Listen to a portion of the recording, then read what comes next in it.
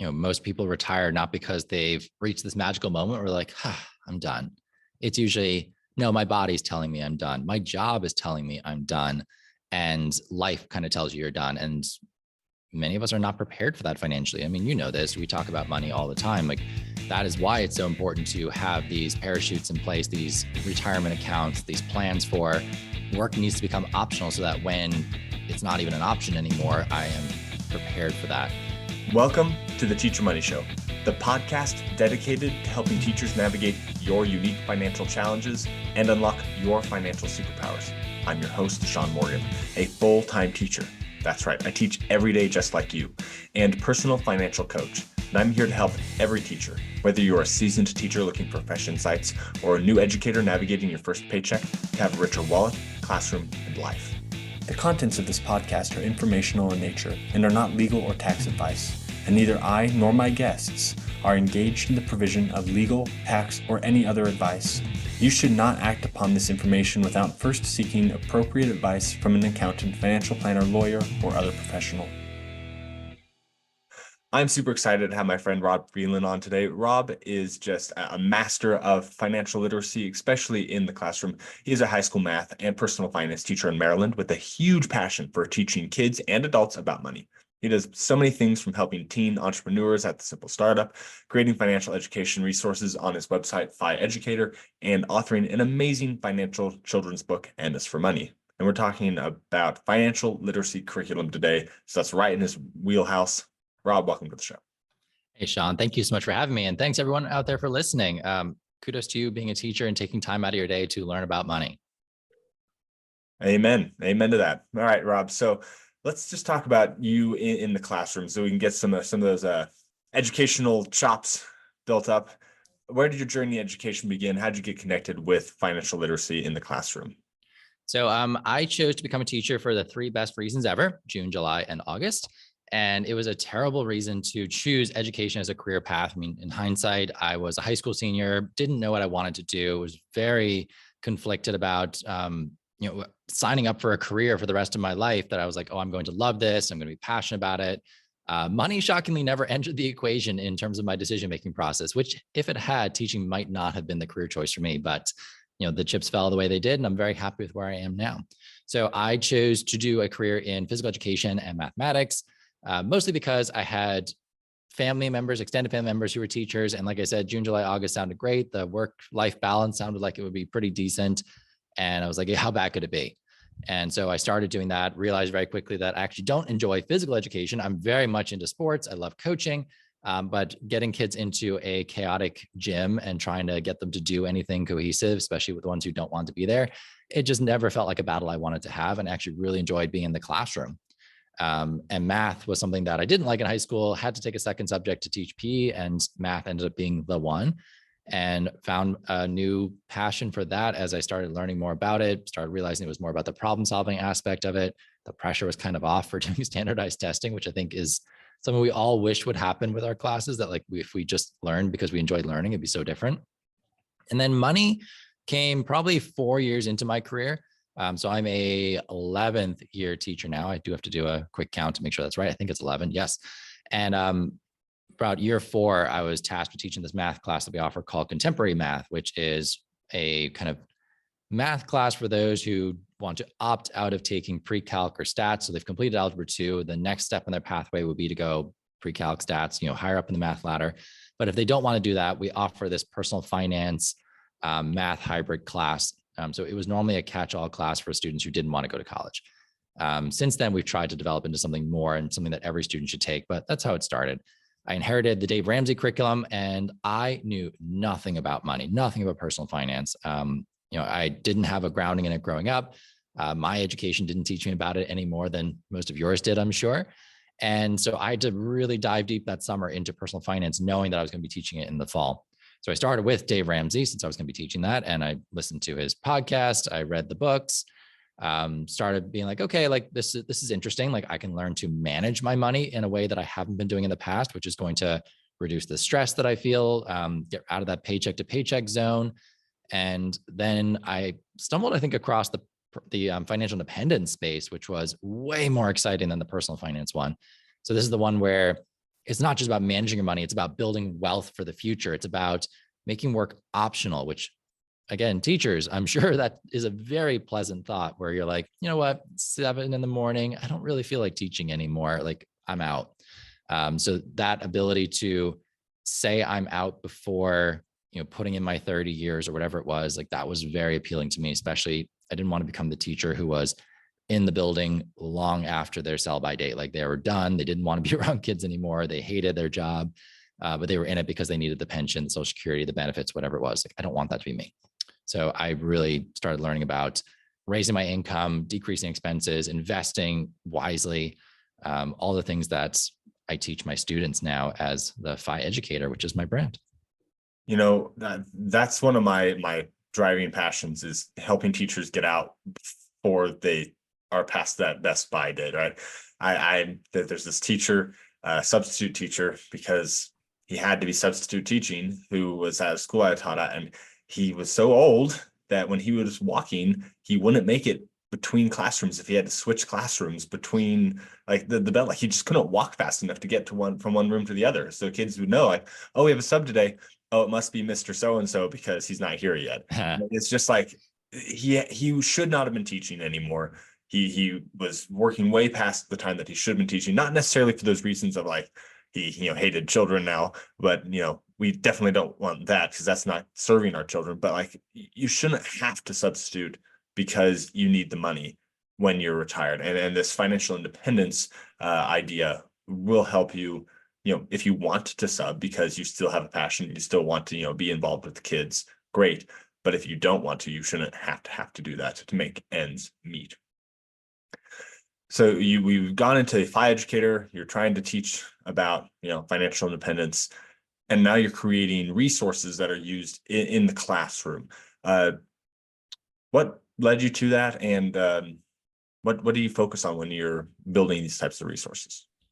So I mentioned that I inherited the Dave Ramsey curriculum. And for those of you who have not had the pleasure, Dave Ramsey is, a very kind of, we'll say a hardcore person in the personal finance space, like has very strong viewpoints about how money should work. Some of the major highlights being that like you should avoid debt at all costs. So things like credit cards are an absolute no.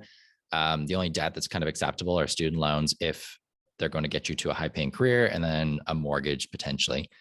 And then the curriculum they produce and put out for students, like it's, I guess, great if you're a teacher who doesn't want to have any input into the class and doesn't know anything themselves and doesn't really feel willing to learn.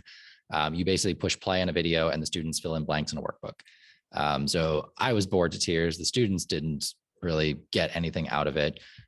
So I was one who was like, I know there's so much more out here. I've learned it myself. I need to bring this to students. So we're going to toss this Dave Ramsey stuff out and we're going to start looking for something new. And at the time, there were programs like Jumpstart, Junior Achievement. I think Next Gen Personal Finance was just kind of getting started. But when I started looking, I wasn't finding anything that was standing out to me as like, okay, this is FI focused. It's going to be really exciting, engaging for kids. So I started making my own stuff. And like a lot of teachers, we make our own stuff. And we're like, well, I've put all the time and effort into making this. Maybe somebody else wants it too. I didn't have any other colleagues who were teaching what I was doing. We only offer one of these classes per school typically.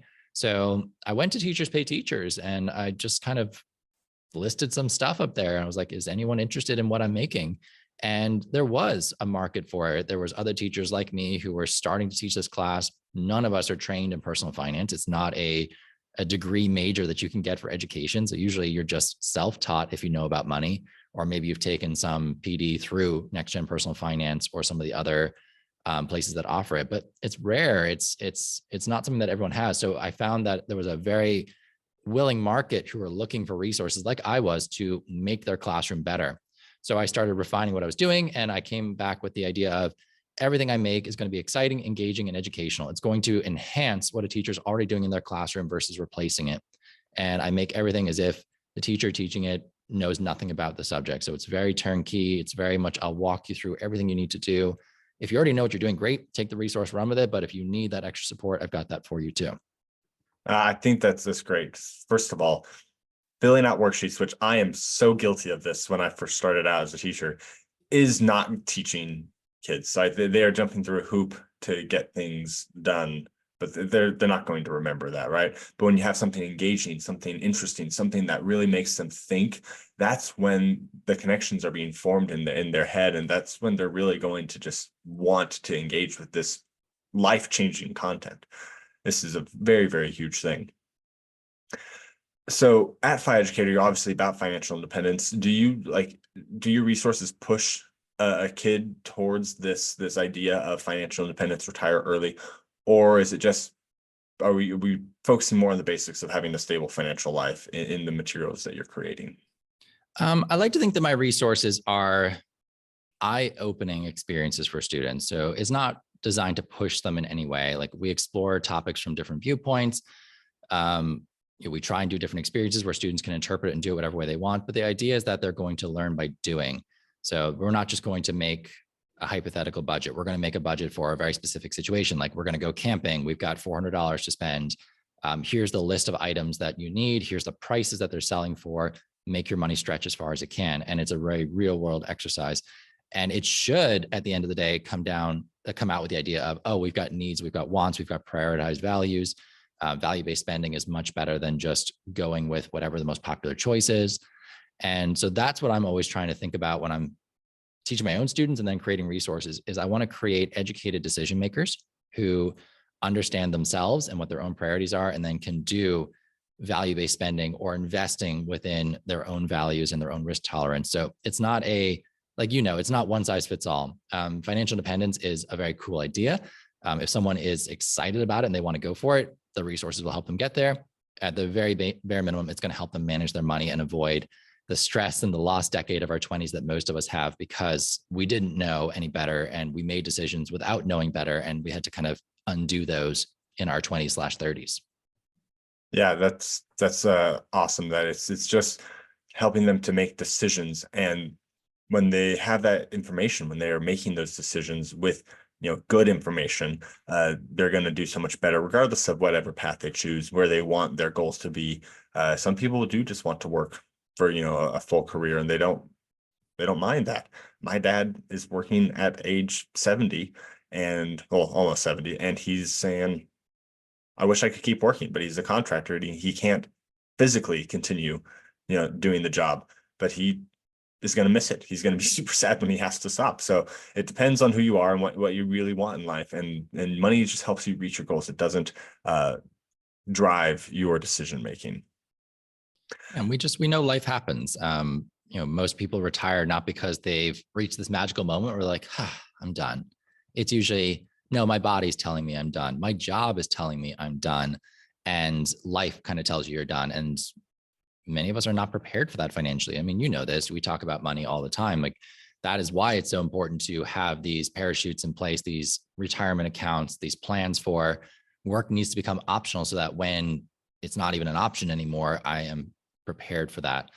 Like my own dad, kind of the same thing. Like, he was like, oh, I work a job from behind a computer. I can do this for as long as I want. Yeah, until your employer said, actually, we're downsizing and that job's no longer there for you. And now you're in your 60s, and finding a new job in that same industry is a very challenging thing to do. So he's kind of in a forced retirement, but was financially able to do that too. So it worked out fine in the end for them. But just another example of, retirement is not something a lot of people get to choose to do. Yeah, that's so important to remember. So if you are worried about your own retirement, and you are going to have to teach these kids about how to prepare for these things, I feel like those go hand in hand, right? Like when you're teaching something, you actually learn it way better than when you just kind of learn it on your own, right? So what could a teacher do who's got to teach personal finance and is just starting out on their personal finance journey? What's some advice you have for them, or an approach that you'd recommend they take to be able to do that? So if I was doing my journey again, the things I liked were I stuck to the ways that I like to learn. So I am very much a podcast person, and I'm guessing if you are listening to this, you are a podcast person too. And so there are lots of ways to learn from podcasts. Go find voices that resonate with you. It should not feel like this tedious task of sitting through a textbook. Like, there are so many voices and podcasts out there who are teaching about money. Dabble, experiment, find the ones that you're like, you know what, I really like this person's viewpoint. I can really resonate and connect with them. and I'm going to keep listening to them. And if you at least have that playing in the background, you're going to learn automatically. Books, there are wonderful books out there. I love audiobooks. So I'm a podcast person. I'm also more of an audiobook person. I love to read, but finding the time to sit down with a book with a busy 5-year-old at home is a challenge. So I listen to audiobooks sometimes in the car instead of a podcast. And that's another great way to learn, especially since audiobooks are like someone's life work typically condensed into 300 pages or less. And you get to really learn a lot very quickly from an audiobook. Podcast can be a little bit more dragged out because, it's usually small micro episodes on a topic, but both are great ways to learn. YouTube is full of resources to learn. Following different influencers on social media and just letting that be part of your newsfeed when you do log in. I mean, I know I spend time on social media, and it's nice when at least a third of my content is just personal finance information. I'm always kind of keeping a pulse on new ideas and what's changing, what's developing. And that's a great way for me to learn. If you are going to be teaching this, I would recommend, I've got a resource for you that can help out. If you go to pieeducator.com/pacing-guide, I have my entire curriculum laid out for you that you can follow along with me. So you can be like, okay, how do I structure this? What lessons do I do? What order do I do them in? You can follow along with me if you'd like. If you're looking for PD, I would suggest going to Next Gen Personal Finance or ngpf.org. They have free teacher PD there. And if you check with your state, you can probably get continuing education credits for doing their PD.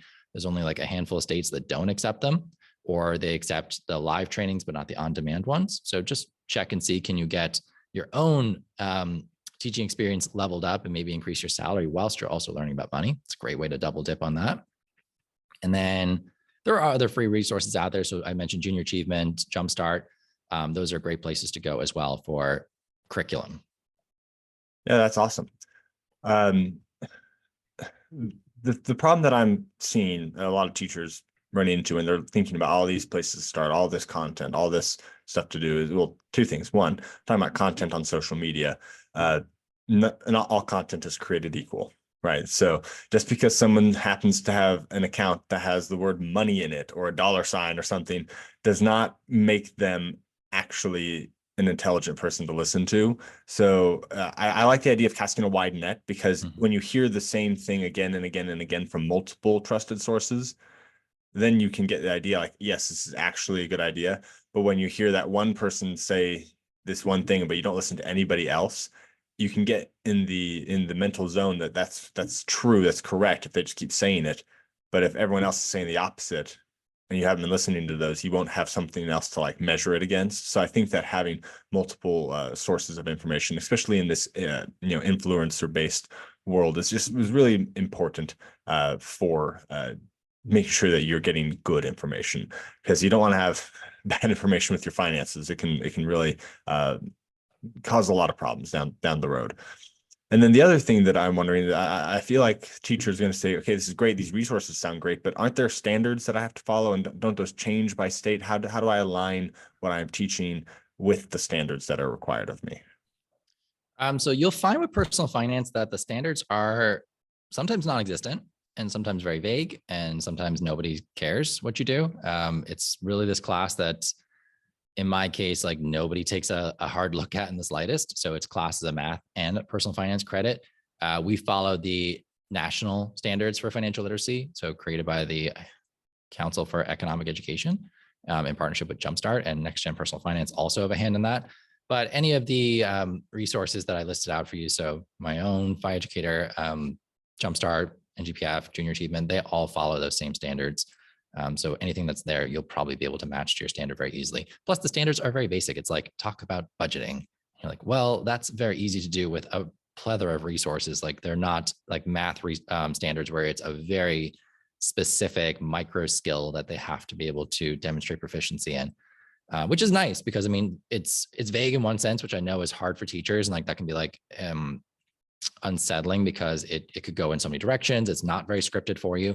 But it is very nice in another sense that you can take this in a direction that feels right to you. You can try different things out.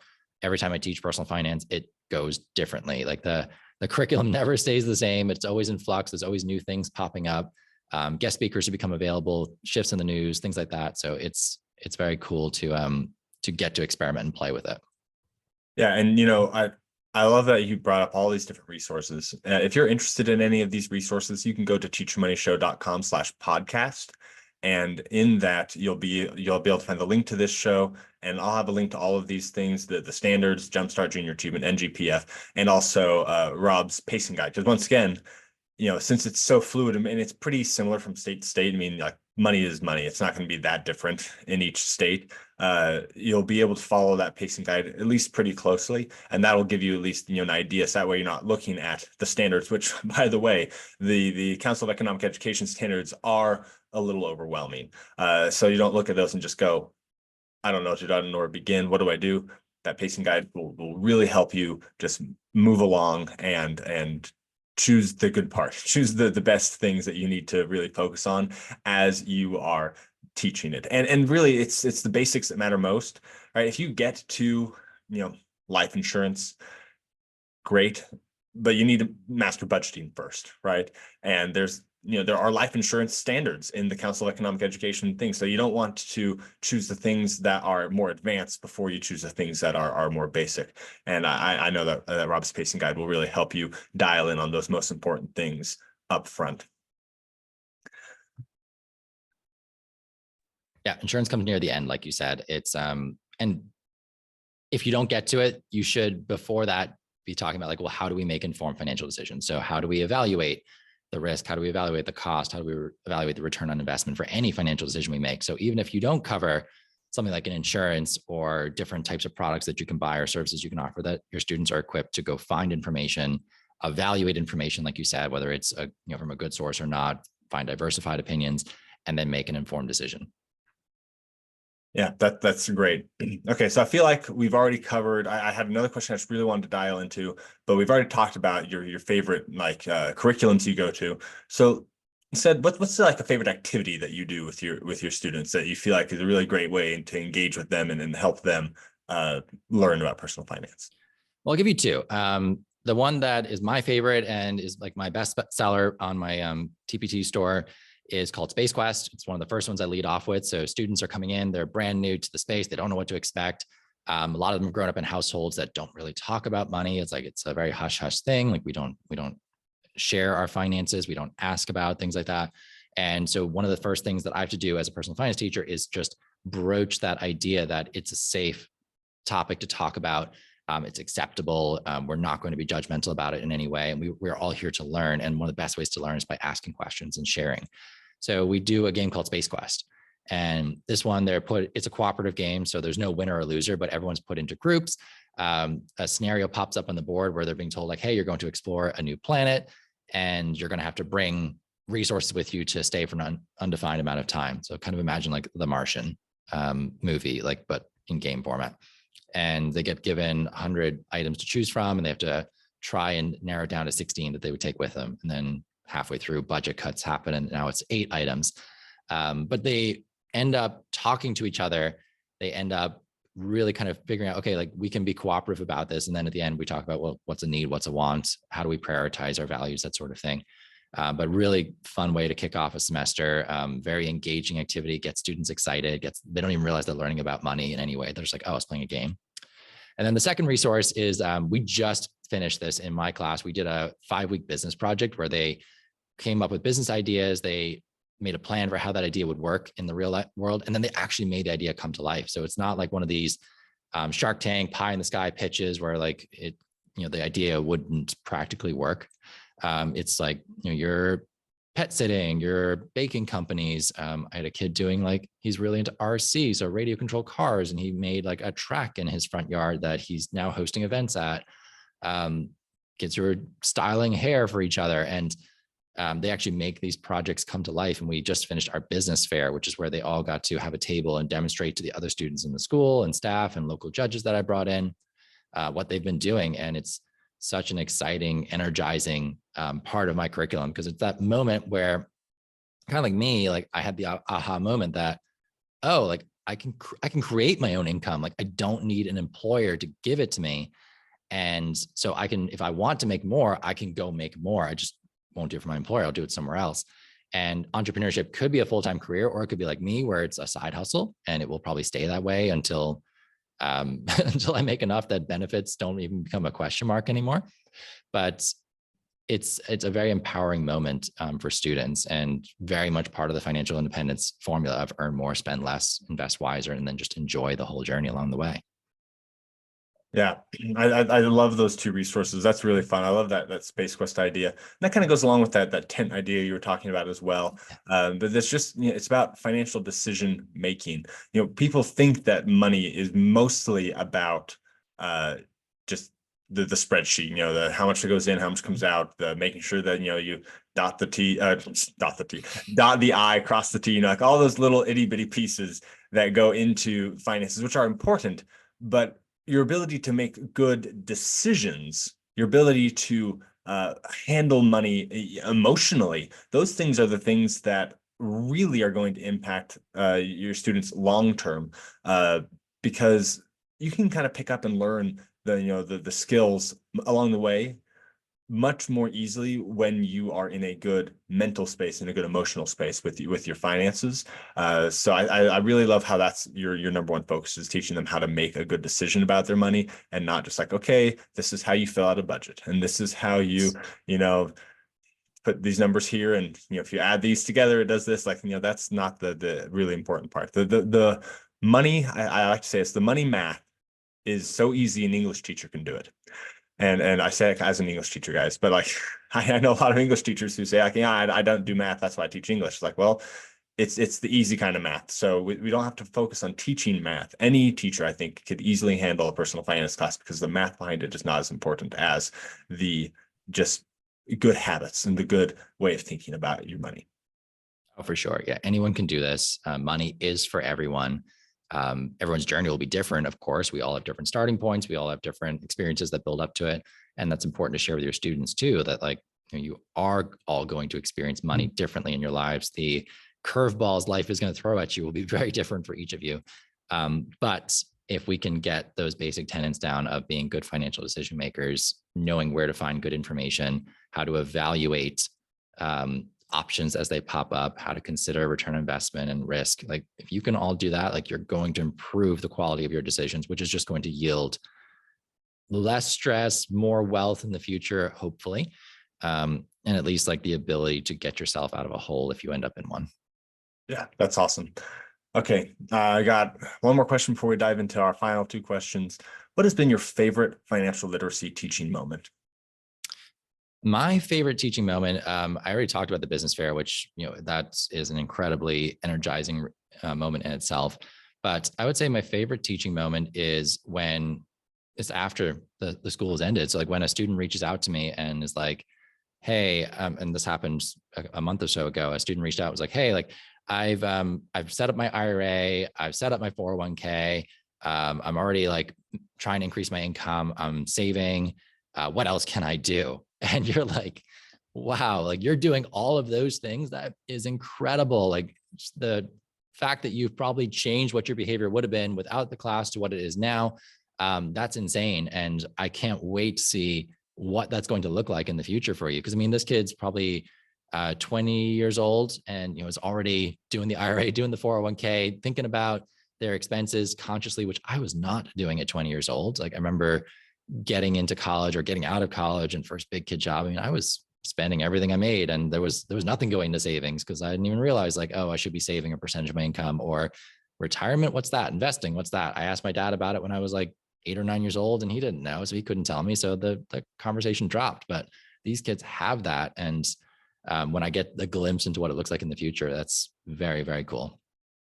Yeah, I love that so much. I mean, it's unfortunately, most of the things that we teach aren't going to impact a student's life. I mean, like I'm teaching like a social studies class, right? And we were talking about ancient Mesopotamia. Very few of them are going to use the information on a daily basis moving forward. But this topic, teaching personal finance, living a strong personal finance life, is going to impact their everyday life. And you'll have more opportunities to have that "you changed my life" moment with your students as a result of being able to teach this and teach it well. I love that. That's so powerful.